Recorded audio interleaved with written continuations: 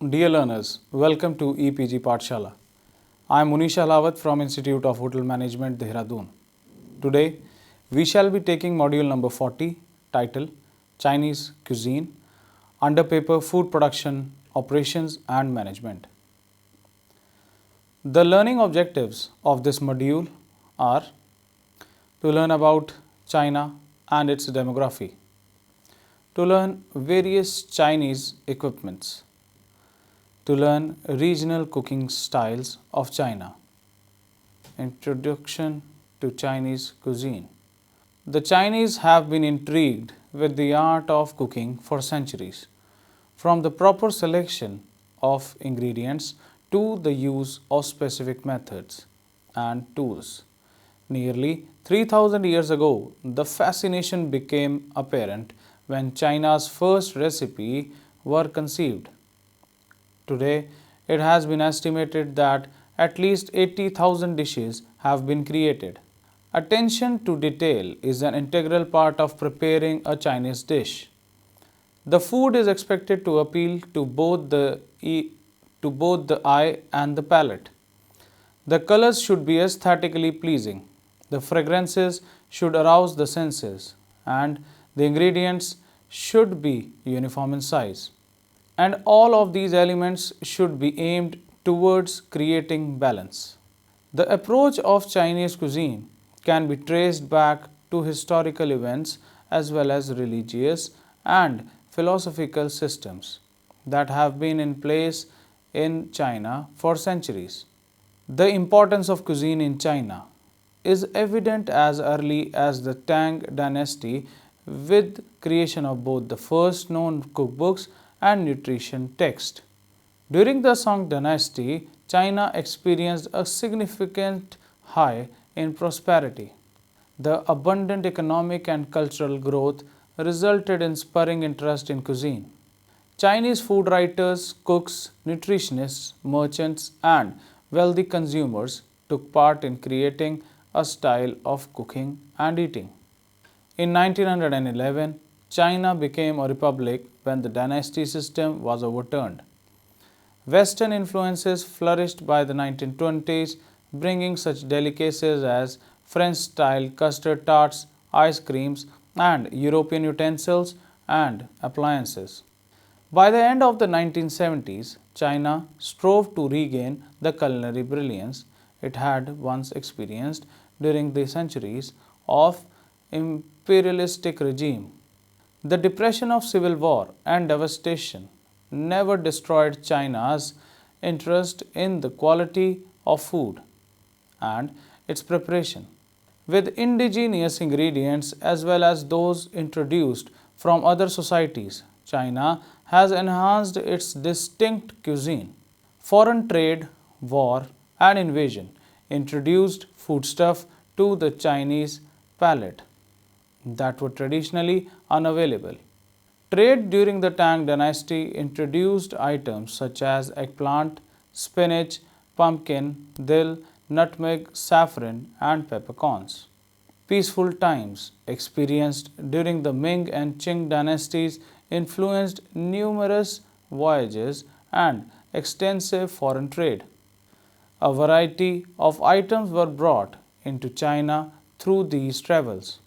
Foreign trade brought new ingredients such as snow peas from Holland, watercress from Portugal, and tomatoes, corn, potatoes, and chilies from the New World. The principles of Chinese cuisine. The main distinctive feature of Chinese cuisine is the emphasis on the harmonious blending of color, aroma, flavor, shape, and texture, both in a single dish and in a course of dishes. Color. Each ingredient has its own natural color. Each ingredient has its own natural color. Certain items change their color after cooking. The cook should bear this in mind when selecting different ingredients for blending of colors. Is the dish to have contrasting or complementary colors? And what are the colors of other dishes that are being served at the same time? All these points should be taken into consideration when planning a menu. Aroma. Again, Each ingredient has its own aroma or fragrance, some sharp, some subtle. Most fish and meat have a rather strong smell and require an agent to suppress it and to enhance its cooked aroma. The Chinese use rice, wine, and spirits in cooking for this purpose. Other much used seasonings are spring onions, ginger, garlic, and peppers. Flavor. Flavor is closely related to aroma and color, and the principle of blending complementary flavors is a fundamental one. The different ingredients must not be mixed indiscriminately, and the matching of flavors should follow a set pattern and be controlled. Not casual, some cooks love to mix contrasting flavors and unrelated textures. Others prefers the matching of similar flavors and colors. Some wish the flavor of each ingredient to be reserved, others believe in the infusion of flavors. The blending of different flavors, known as Tao Vi, itself a fine art, and in this lies the central principle of harmony. Shape. The cutting of ingredients is important in achieving the proper cooking effect. Slices are matched with slices, shreds with shreds, cubes with cubes, chunks with chunks, and so on. This in not merely for the sake of appearance, which is an important element of Chinese cuisine, but also because ingredients of the same size and shape require about the same amount of time in cooking. Texture. A dish may have just one or several contrasting textures, such as tenderness, crispness, crunchiness, smoothness, and softness. The textures to be avoided are sogginess, stringiness, and hardness. To achieve the corrective texture in a dish, the hallmark of the authentic Chinese cuisine, the most important points to observe here are the degree of heat and the duration of cooking, known by a Chinese term hu, meaning heat and timing. The desired textures in any dish can only be achieved by the right cooking methods. The size and shape of the cut ingredient must first of all be suitable for the particular method of cooking. For instance, ingredients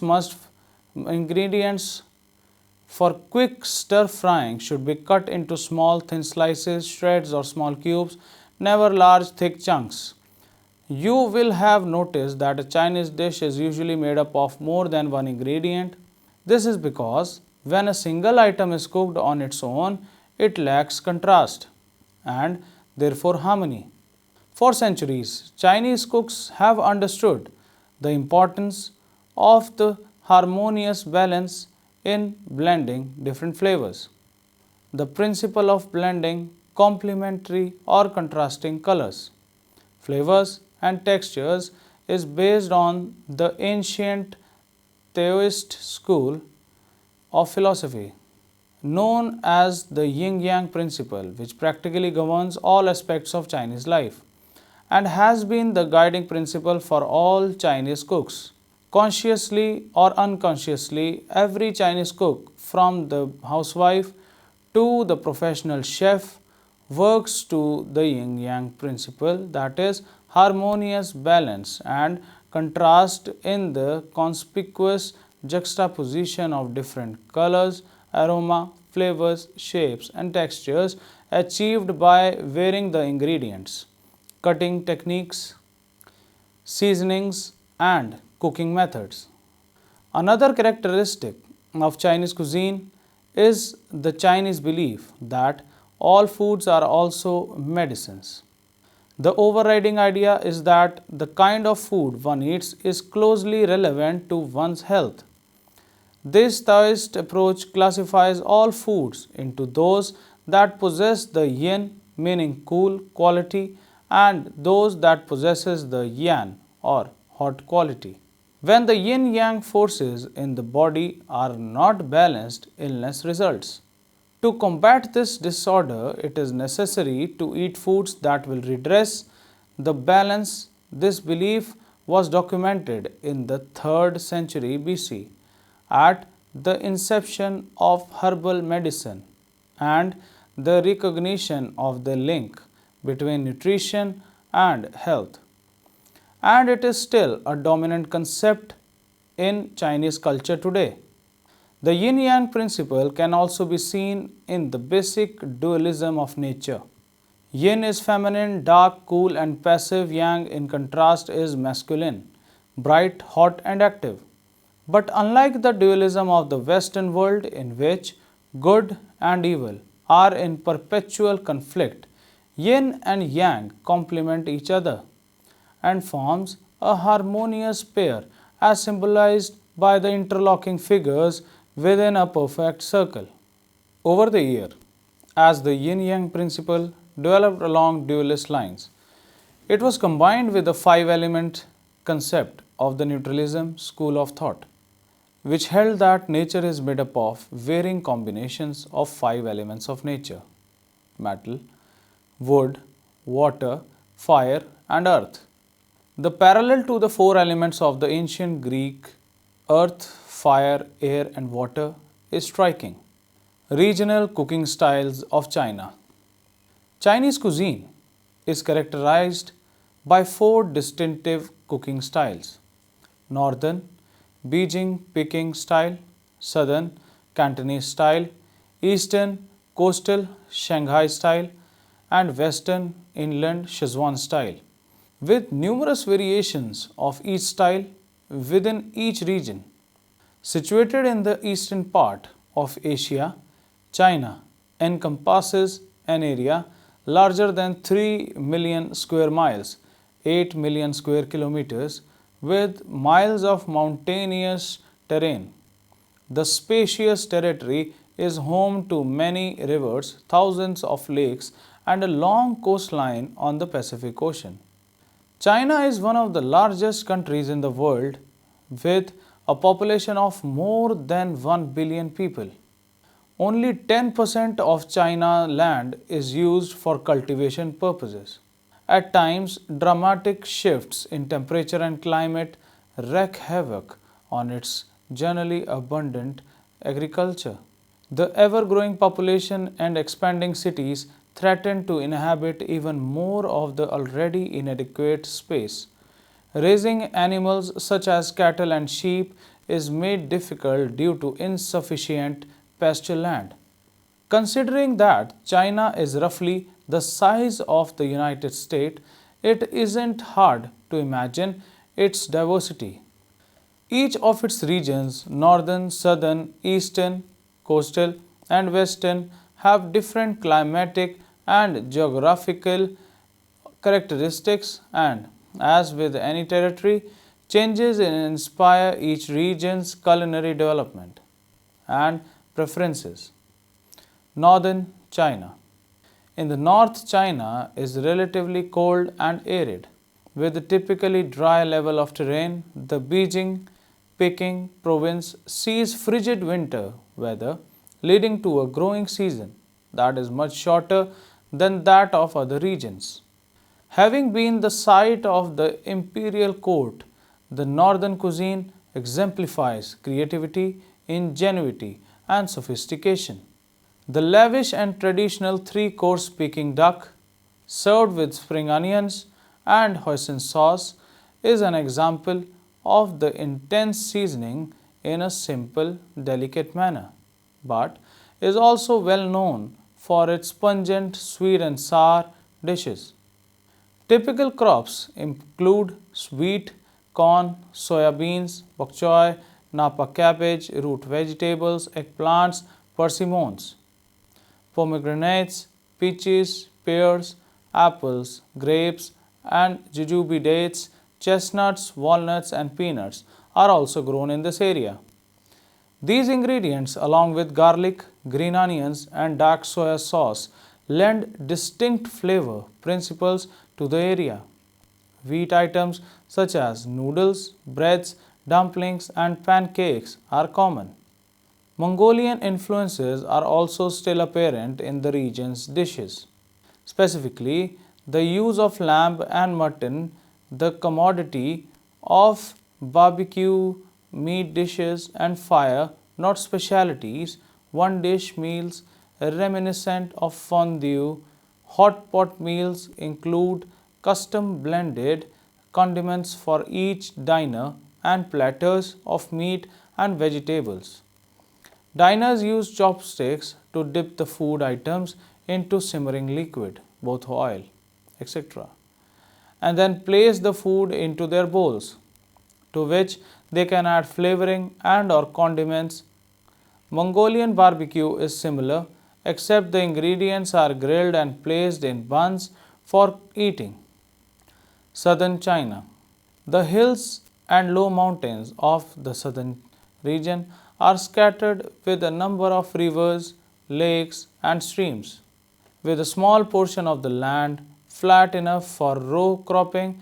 The heavy rainfall and abundant sunshine in and around the Cantonese province welcomes a long growing season, including 2 rice harvests per year. The southern Cantonese style of cooking is a display of succulence with its masterly blend of different flavors. It is the most known style of Chinese cooking among Westerners. Cantonese dishes use little seasoning. They are flavored in a simple manner, featuring a minimal level of spiciness. The principal crops of this region are rice, sugarcane, mulberries, and freshwater fish. A variety of exotic fruits, including lychee, longan, ducats, citrus, olives, guava, bananas, papayas, pineapples, and coconuts, are also produced in this area. Vegetables such as snow peas, Chinese broccoli, taro, tiger lily, bamboo shoots, lotus roots, lotus seeds, water chestnuts, squash, pumpkins, mushrooms, and beans are grown throughout the region. Hoisin, plum oyster, and light soya sauces are typically cooking condiments along with garlic. Seafood is commonly used as well as blanched vegetables and whole suckling pigs.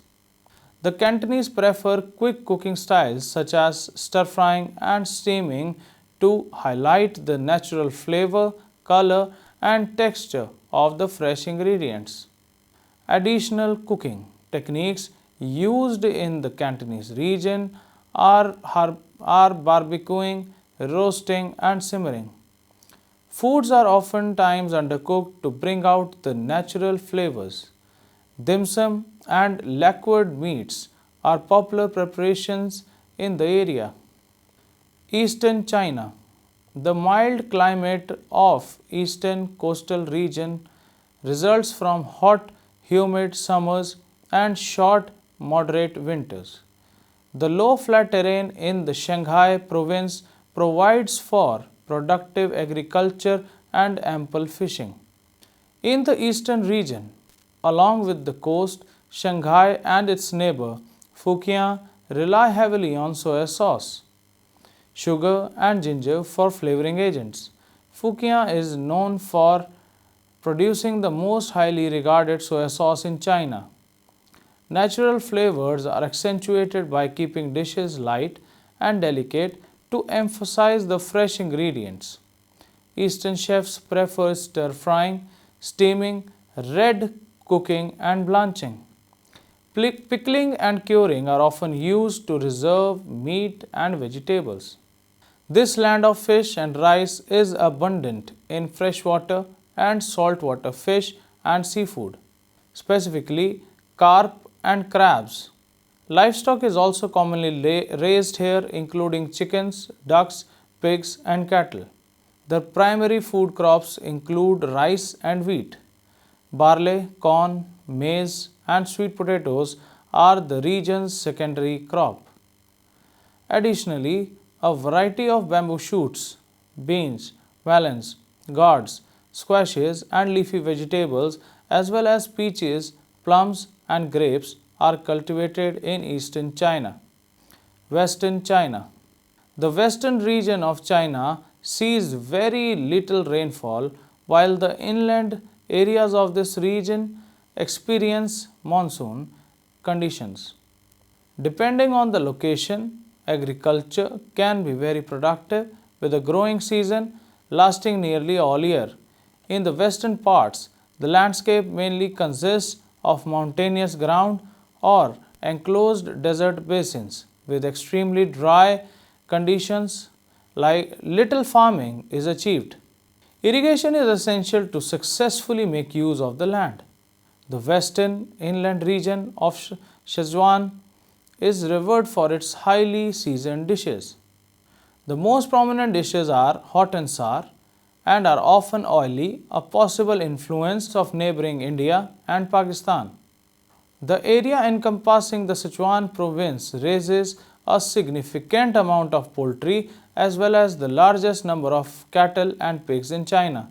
Rice, corn, and sweet potatoes are produced here, along with the wheat, rapeseed, sorghum, barley, soya beans, millet, sugarcane, citrus fruits, tongue nuts, and tea. The area's condiments and spices are quite strong.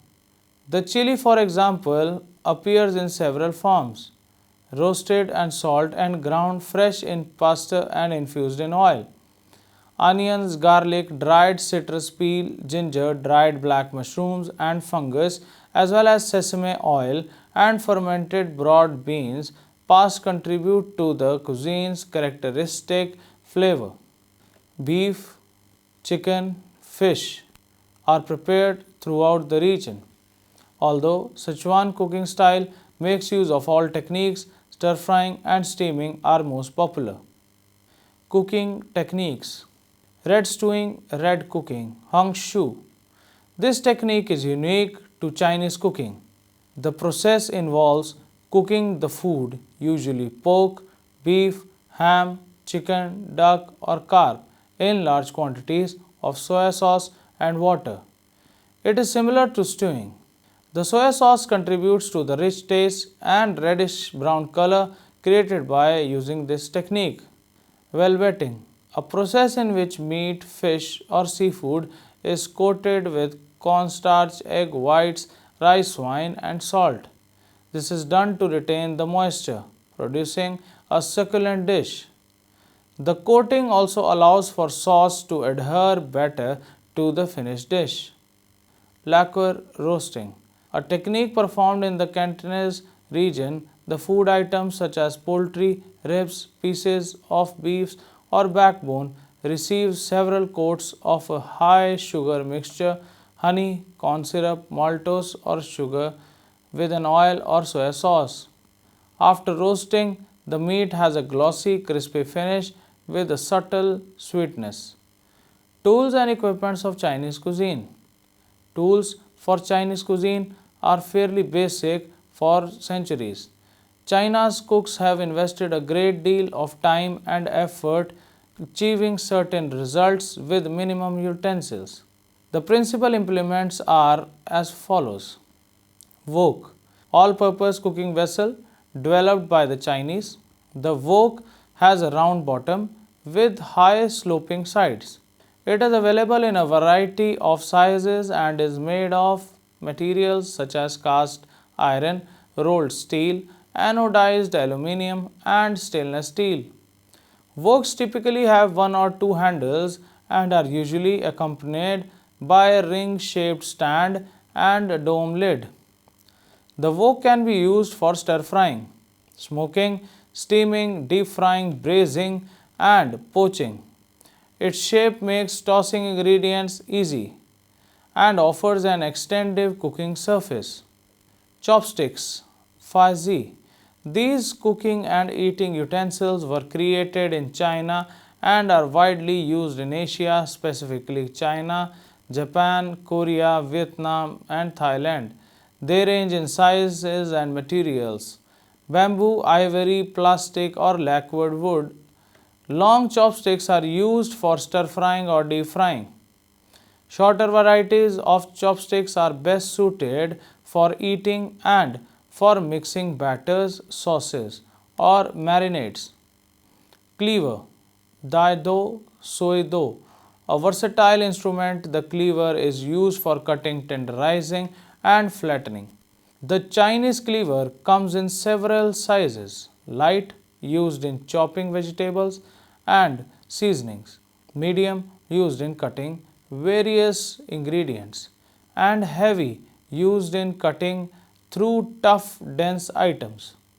Cleavers are available in carbon steel and stainless steel. Bamboo steamer, Jing Long. This type of steaming efficiently absorbs steam, creating a very hot container without condensation. The food remains free of excess moisture and cooks quickly and evenly, even when stacked high with many levels. The traditional Chinese bamboo steamer has two layers and a lid. Clay pot, sand pot made from a mixture of clay and sand. This heavy pot is used for braising, stewing and casserole cooking. It is ideal for slow cooking because it distributes heat efficiently and can withstand direct heat. It is available in a variety of shapes and sizes. Dear students, let's summarize. So we have learnt about the demography of Chinese cuisine and also its varied cooking styles. Chinese equipments are designed in such a way so as to help in cooking food with great ease. As the cuisine is so vast, we have learnt almost everything about the food of China. Thank you.